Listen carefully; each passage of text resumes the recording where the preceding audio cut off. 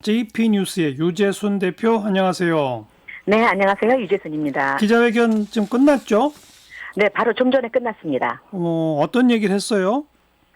네, 우선 아베 총리는 13년 전에 자신의 지병이었던 대장성, 그러니까 궤양성 대장염이죠. 제1기 총리직이, 여기서 제1기는 지난 2006년 9월에서 2007년 8월 27일까지 1년 만에 그만둔 적이 있다는 사실을 직접 거론하면서 이번에 궤양성 대장염이 재발했다는 것을 밝히고 대국민 사과를 하면서 사임 의사를 밝혔습니다. 네. 그리고 후임 총리가 될 때까지 마지막까지는 업무를 하겠다 이런 얘기도 했다고요? 네, 그렇습니다. 일반적으로 보면 후임 같은 경우는 선거를 통해서 해야 되는데, 임시, 예를 들어서 선거를 통해서, 자민당 총재죠. 선출을 하고, 그 기간 중에는 부총리가 임시 대행을 하게 되는데요. 이번에는 그렇게 하지 않고 아베 총리가 직접 업무를, 총리직을 집행하면서 차기 총재, 자민당 총재가 선출될 때까지 업무를 진행하겠다고 합니다. 네. TV로 기자회견 모습이 생중계됐을 텐데 얼굴이 어땠어요? 뭐 병색이 완연하던가요? 그렇지 않던가요? 지난주만 해도 병색이 얼굴이 거무스름해하고 병색이 완연했었는데요. 오늘 같은 경우는 이례적으로 꽤 건강해 보였습니다. 그리고 발언할 때도 자신감이 좀 넘쳐 흐르는 그런 느낌마저 들었었고요. 예. 그리고 전례와 다르게 기자들의 질문에서도 성심성의껏 대답하는 그런 이례적인 모습을 보였습니다. 네. 혹시 그 총리직에서 물러난 이후 나는 어떤 활동을 하겠다 이런 얘기도 있었나요? 그런 얘기는 아직 없고요. 예. 일단 그 아베 수상 그 본인의 지병이 지금 심각하기 때문에 신약이 본인 스스로 오늘 기자회견에서 신약 그 치료 효과가 있다고 그럽니다. 예. 그래서 계속 치료를 받겠다는 의사 외에는 앞으로의 진로에 대해서 밝힌 적은 없습니다. 네. 일본 국민들 현 반응이 어떻습니까? 오늘 일본 민방 텔레비전에서 집중적으로 생방송 속보를 내보내면서 거리 인터뷰를 진행했는데요. 예. 그런데 한 가지 재미있는 사실은, 흥미로운 사실은 20, 30대 젊은이들의 그 거리 인터뷰에서는 대부분 불쌍하다.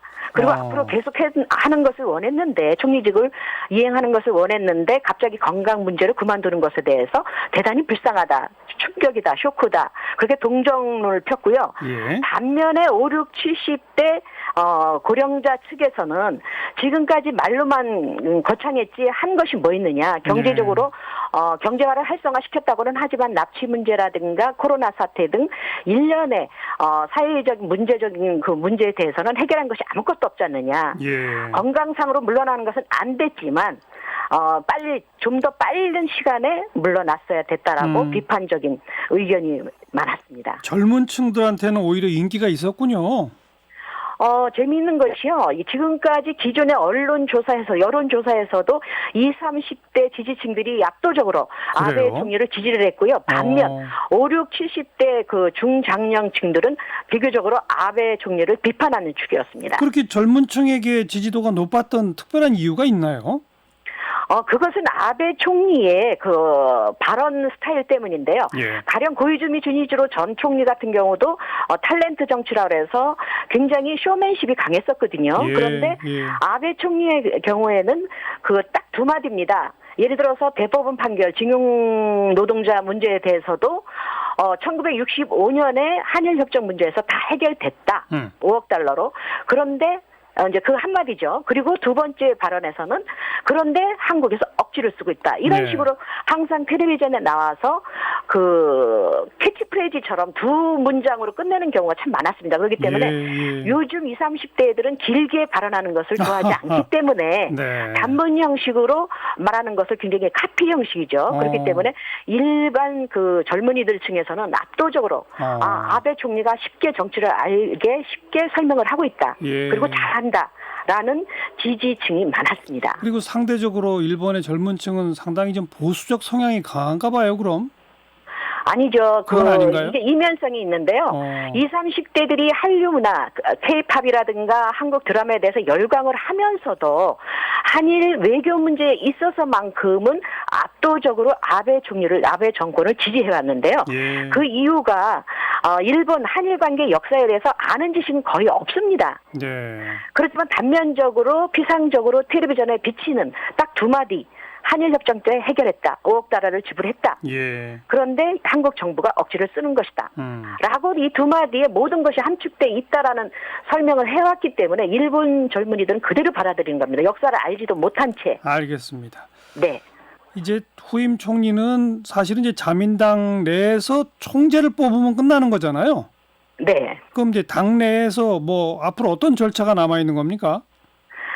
통상적으로는 지금까지 자민당 내의 국회의원들과 그리고 전국의 자민당 당원들이 있습니다. 예. 그 사람들이 투표를 해서 직접 투표를 통해서 자민당 총재를 뽑는데요. 예. 그거는 일반인 그 투표 시스템이고요. 일반론적인. 예, 예. 그렇지만 지금은 긴급 사태이기 때문에 짧은 시간 안에 단시간 안에 총재를 선출해야 되기 때문에 예. 국회의원, 양의원이죠. 그 중의원과 참의원과 그리고 도도부 현의 대표들이 투표권을 행사해서 예. 자민당 총재를 뽑는 것이 가장 유력시되고 있습니다. 언제쯤 그럼 뽑힙니까? 며칠 정도 걸려요?